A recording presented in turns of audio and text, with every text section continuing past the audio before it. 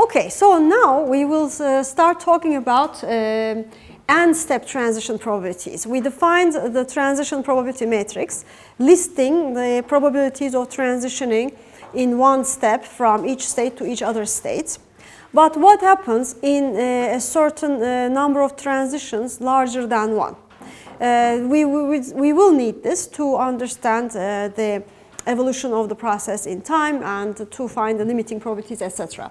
So definition for going from the probability of going from state I to state j in n steps is given as the probability that at time n plus k the state is j, given that the state at time k is I.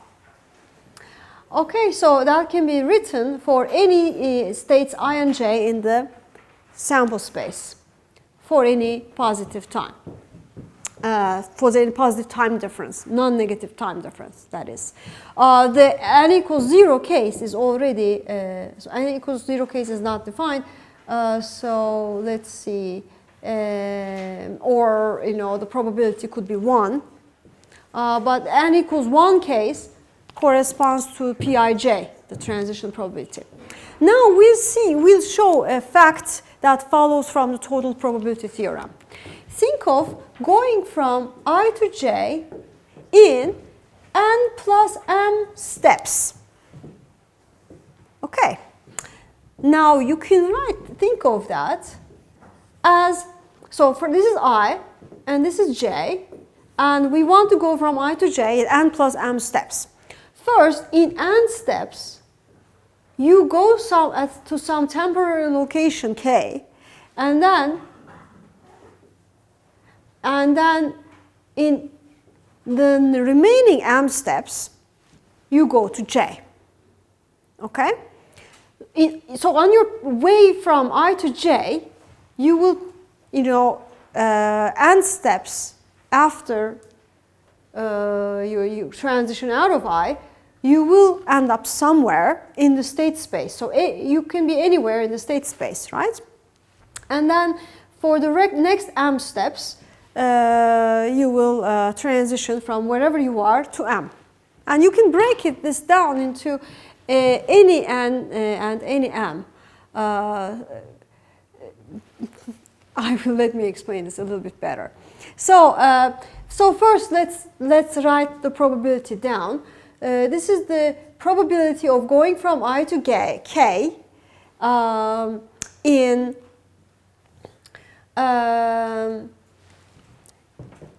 let's first write the intermediate result. This is the probability that x k plus n plus m is equal to j, given that x k is equal to I, and I can sum this. No, this is what it is. The probability that xk plus n plus m is j, given xk equals I. But then I can use the total probability theorem. I can break this up into the probability that xk plus n plus m is equal to j, given that xk plus n is, let's not use k here, let's use L, okay? L and x k is I, times the probability that xk plus n is L, given xk is I, right? And this summation is over all intermediate states L in the state space. It's a consequence of the total probability theorem. To go from I to j in m plus n steps, I need to go from some I to some L and then L to j. I can always break this up into this two-stage process. But by the Markov property, this is equal to the probability that xk plus n plus m is equal to j given x k plus n is L. So I find that Pij n plus m is equal to the summation over all L probability x k plus n plus m is equal to j given x k plus n equals L times the probability that x k plus n equals L given x k is I. But what is this? This is the probability of transitioning from L to J in m steps. This is the probability of transitioning from I to L in n steps. So I proved something. I proved that Pij n plus m, maybe let's just use this notation, equals Plj m Pil n summed over all L in the state space. And this is true for any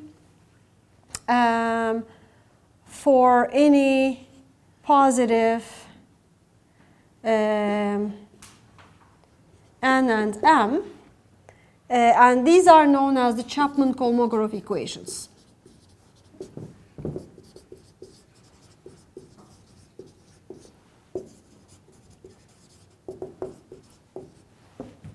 Okay. In other words, in order to go from state I to state J in t steps, okay, I can condition on going from I to K, I to L, if you want, in tau steps and multiplying that with the probability of going from L to J in t minus tau steps and summing this overall L in the state space. That's another way to denote this. The Chapman-Kolmogorov equations then are going to help us find the probabilities of being at any state in the state space in the future. Not in the immediate future, but n steps from now. Okay. So, in short, when let's apply this to our probability matrix P. Okay. Notice that this is a summation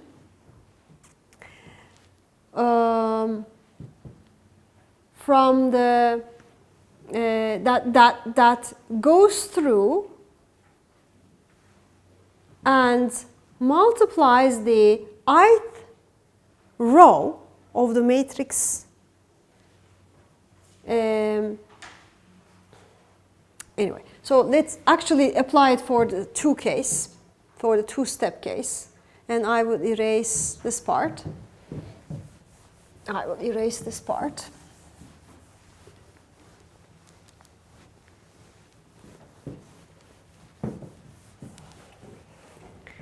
So, going from, how about the matrix of Pij in two steps? This is found by going and summing PIL, PLJ, right? L in the state space. So if you think about the matrix P, which is the matrix of the entries Pij's, what is this summation? This summation corresponds to multiplying the ith row with the jth column. Okay? This summation is found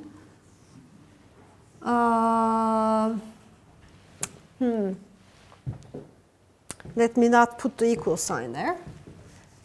Think of multiplying the ith row. The ith row is pi1, pi2, pi, let's say, let's not specify the size.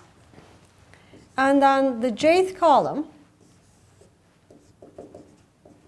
is P1J, P2J, and so on. So in this expression, I'm taking this and multiplying this.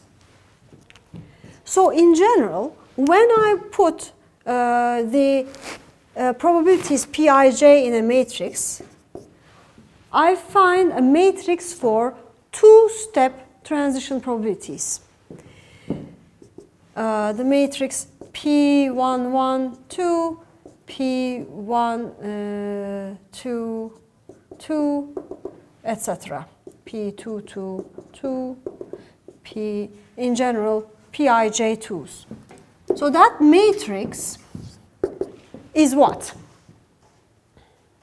That matrix is the product of the matrix P with itself. Okay. So by taking the transition probability matrix and multiplying it with itself, I find two-step transition probabilities. Right?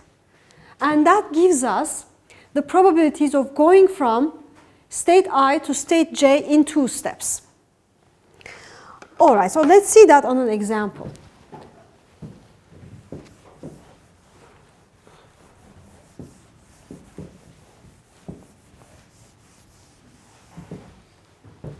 Let me write this again. Pij2 is the probability that x n plus 2 is equal to j given xn is I. And you can find it as the ijth entry of the matrix P times P. Okay. Example. Now I'm going to change the insect and spider web example a little bit. So again, the insect is walking on the windowsill, but we have 4 different locations. 1, 2, 3, and 4. Okay? Again, 1 is the spider web. So when the insect gets to location 1, it's captured. So once it's in 1, the probability of staying in 1 is 1. Okay. There's no transition out of state 1. When it's in state 2, the probability that it stays in state 2 is going to be 0.4. The probability of transitioning to 1 is 0.3. The probability of transitioning to 3 is 0.3. Check that they add to 1. Right. And when in state 3, the insect either stays here or goes to location 4 with equal probability. Okay? And when in 4, it again stays in location 4 or goes to location 3 with equal probability. Okay. In this case, what will happen? It is a little different from the previous case. Either it will stuck at 1 or 3 and 4. Right. It will either get captured at 1 or it will forever be circling between 3 and 4. So one thing that is for sure is that it will leave state 2 eventually. In fact, if it starts in state 3 or state 4, it will never visit 2 or 1. If it starts in 1, it will never visit the other states. But if it starts in 2, it can either end up in 1 or it can end up in states 3 and 4. So let's write the matrix P for this example. 1, 0, 0, 0, right? Going from 1 to 1 is 1. Probability of going from 1 to 2 is 0. 1 to 3 is 0. 1 to 4 is 0. Starting from state 2, the probability of going to state 1 is 0.3. Staying in 2, 0.4. Going to 3, going to 4, 0. How about state 3? The row for state 3 is 0, 0, 0.5, 0.5. For state 4, 0, 0, 0.5, 0.5. Interesting. Something strange. I mean, this looks interesting, right? It's like there is a sub-matrix here, where states 3 and 4 communicate only with among each other. Okay? This is called a recurrent class. We will, in our next topic, we will talk about the classification of states, and we will see that 3 and 4 form a recurrent class. And 1 only communicates with each other. It forms a recurrent class just by itself. And state 2 is transient. And let's see how we will go see this with the evolution of the probabilities when we take powers of this matrix. So let's compute two-step transition probabilities.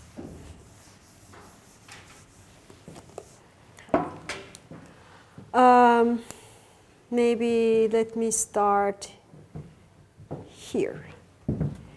P2, P times P. So basically I'm multiplying 1, 0, 0, 0, 0.3, 0.4, 0.30, 0, 0, 0.5, 0.5, 0, 0.5, 0.5 with itself.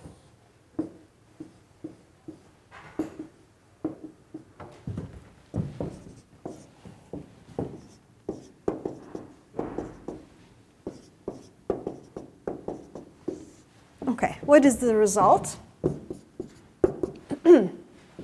The first row into the first column, 1. The first row into the second column, 0. 0, 0. Right? The second row into the first column, 0.3, 0.12, 0, 0. Right? So 0.42.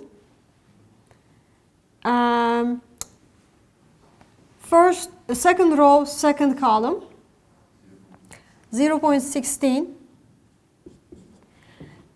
Second row, third column, 0.12, 0.15, 0. So 0.27. Right? Can you see this see this part? If you can't see, I can do it over here. Okay, so second column, second row, fourth column, 0.15, right? Maybe, tell me if you can see it here or no. Let's switch. So P squared equals, let me write it down, what we have so far. 1, 0, 0, 0. 0.42, 0.16, 0.27, 0.15. Now, third row, first column, I get 0. Third row, second column, 0. third row, third column, 0.25, 0.25, that's 0.5. So 0, 0, 0.5, and 0.5. And 0, 0, 0.5, 0.5, right? Okay. So what does this mean? If I start in state 2, okay, and this is actually the only interesting thing here is this row, as you can see, because the others did not change. Okay?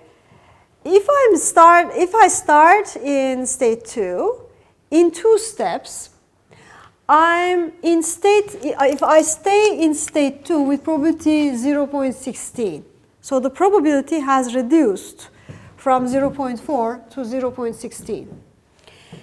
I am in state 1 with probability 0.42, which is quite large, and I'm in states 3 or 4 with a total probability of 0.42 again. Okay. All right. So how about P3? To compute P3, I will multiply this with another P. Or let me not do that. I'll leave this as P2 and I rewrite it here. So this is P2. P3 is P times P squared, which is 1, 0, 0, 0, 0.3, 0.4, 0.3, 0, 0, 0.5, 0.5, 0, 0.5, 0.5. And I'll multiply it with 0.42, 0.16, 0.27, 0.15, 0, 0.5, 0.5, 0, 0.5, 0.5. All right. This, now you see the pattern, so it will be easy to put in the numbers, right? Because I already know that this will be 1, 0, 0, 0. This will be 0, 0.5, 0.5, 0, 0.5, 0.5. How about the other numbers? I'll cheat. Let me just look into my notes. 0.463, 0.06, 0.35, and 0.35, and 0.5. Well, I don't have a good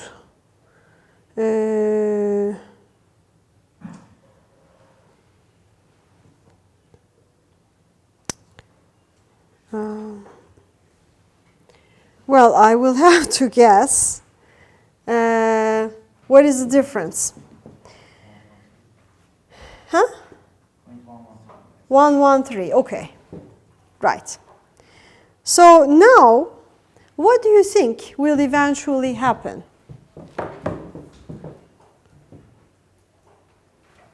No, it's not. It can't be 113. Huh?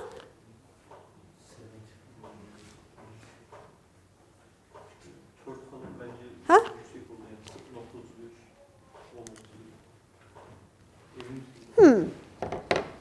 I'm actually. You're right. You're right. Ah, 25. You're right. Sort of 25-ish. They might not be exact. Maybe 22.5. This is a little bit better, bigger than 2.5, and this is a little bit less than 25. How about we say this is not exact, 26, 24? Maybe.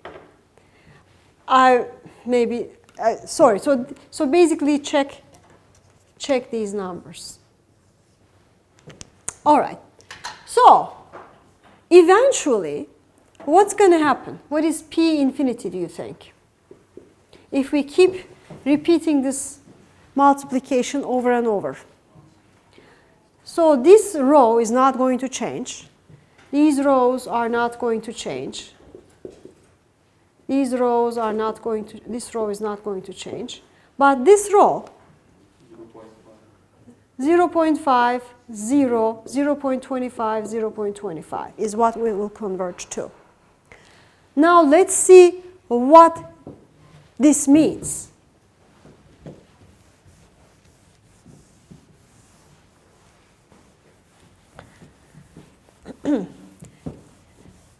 If we start in state 2, eventually we will leave state 2 with probability 1. Okay?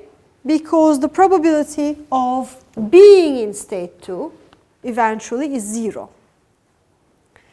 And there are two possible outcomes. When we start in state 2, eventually we will be in state 1 with probability 0.5, or we will be captured in states 3 and 4 with probability 0.5. But when we are captured in between states 3 and 4 occur equally likely in steady state. At steady state, in our sample path, the fraction of occurrences of 3 are equal to a half in the long run, okay, in that type of sample path.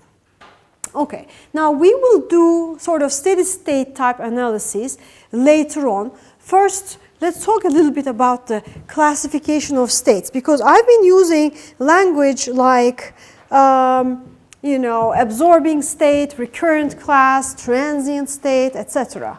So let's formally define these things. Before we define these things, I want to write another example, and that example is going to sort of see this classification a little bit better.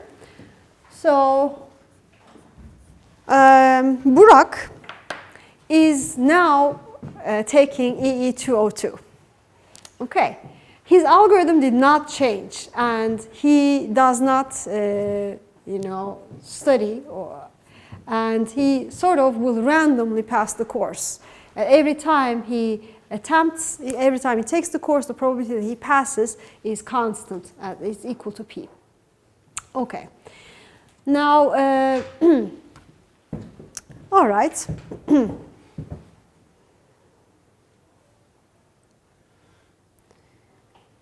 So, wait.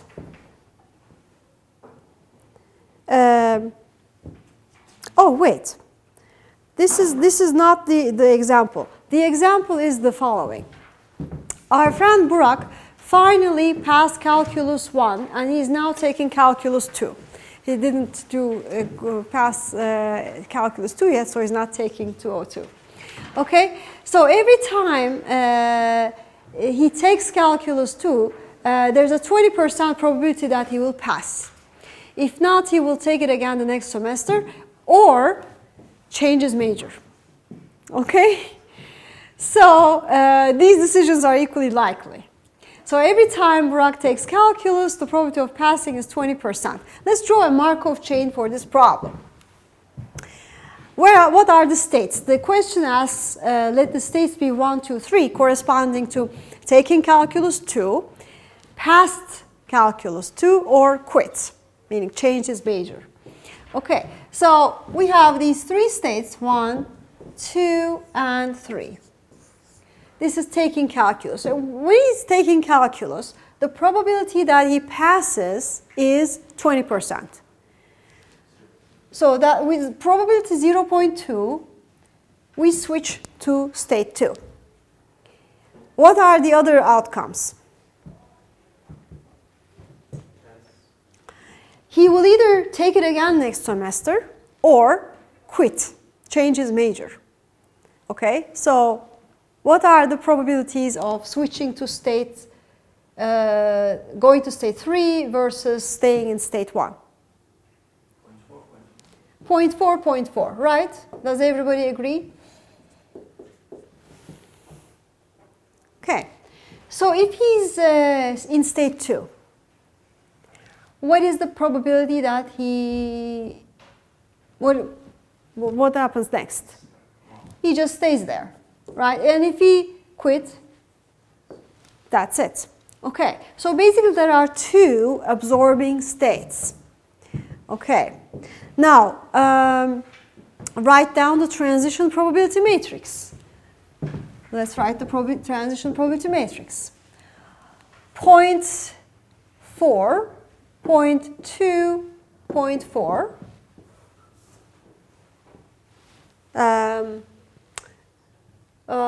0, 1, 0, 0, 0, 1. Okay, that's the transition probability matrix. Any questions?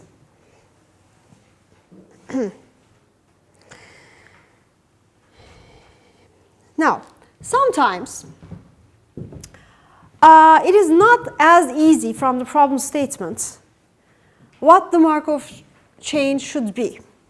In the textbook by Ross, the following example is given.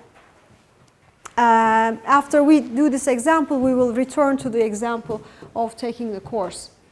Now, suppose whether or not it rains today depends on previous weather conditions through the last 2 days, not only through yesterday. Okay, suppose if it has rained for the past 2 days, then it will rain tomorrow with probability 0.7.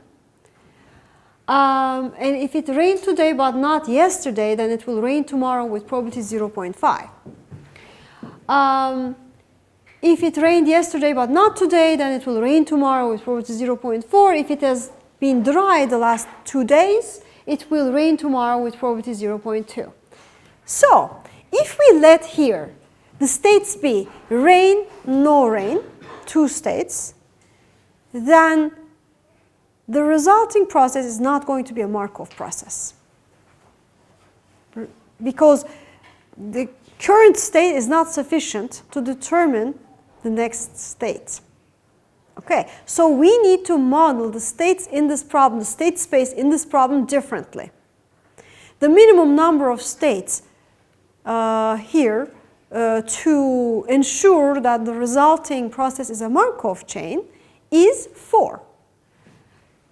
You can form the Markov chain with the state 0 corresponds to it rained today and yesterday. State 1, it rained today but not yesterday. State 2, it rained yesterday but not today. State 3, it did not rain either yesterday or today. So we can write down the transition probability matrix for this example simply by putting down the values given in the problem. P is equal to this matrix from 0 to 0. Okay.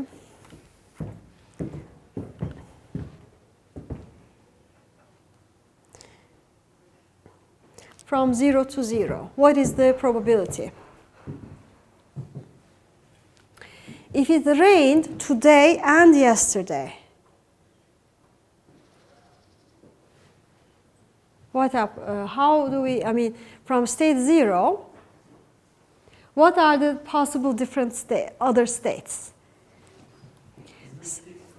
Huh? Excuse me? Is the matrix going to be 4 by 2? Or? These, no. We have these states, 0, 1, 2, and 3. So this is the, if you want, this is the rain, rain. Okay, rain, no rain, rain, rain, no rain, and no rain, no rain. Okay, from RR, if it rains, we go to what?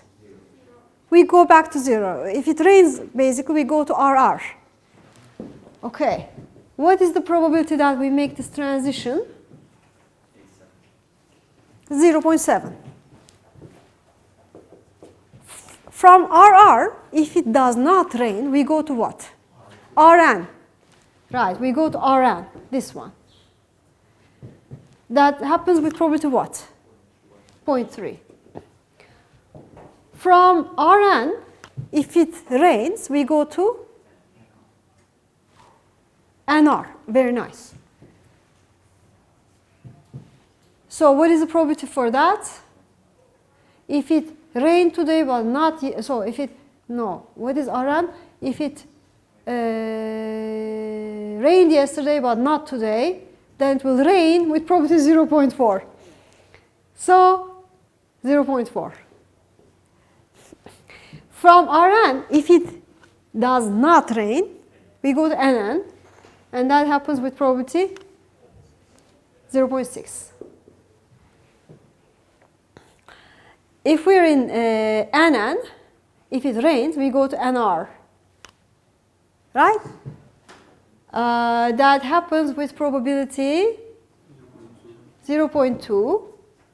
If it does not rain, Nn, that's 0.8. From Nr, if it rains, we go to Rr. That is with probability 0.5.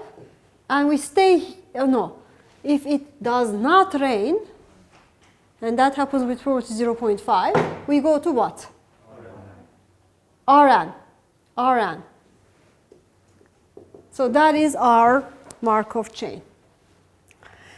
Now, we can always write down the values, but it's maybe a little bit, anyway, let's write it down.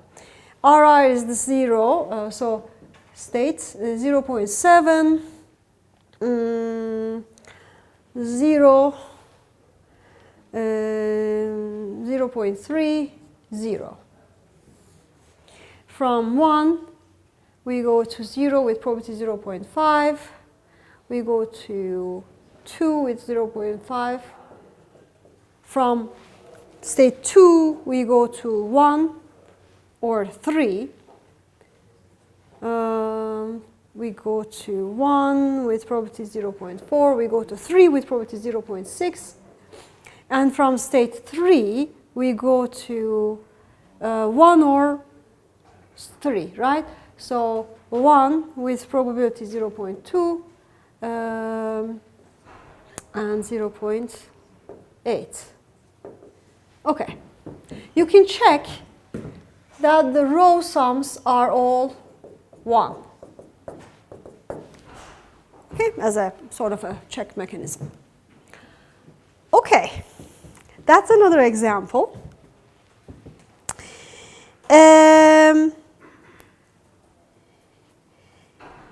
I will give you a thinking exercise for the next problem statement, and I will not give you the answer. I just want you to think. It's a classic problem, actually. It's called the 2 umbrella problem. I own 2 umbrellas. At time t equals 0, one is at home, one is at the office. Okay? In the morning, if it is raining, I take an umbrella with me as I walk from home to work. In the evening, when I walk from work back to home, I take an umbrella with me again if it is raining. If it's not raining, I don't bother taking an umbrella.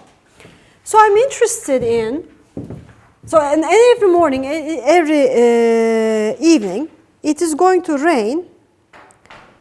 Sorry. It is going to rain with a certain probability independently of each morning and each evening. Okay? And I'm interested in the long-term fraction of time that I'm caught in the rain with no umbrella, so that I can determine a strategy, or maybe I can increase the number of umbrellas I have, etc. What would a Markov chain be for this process? And I want you to think about this, and we'll answer it next time. So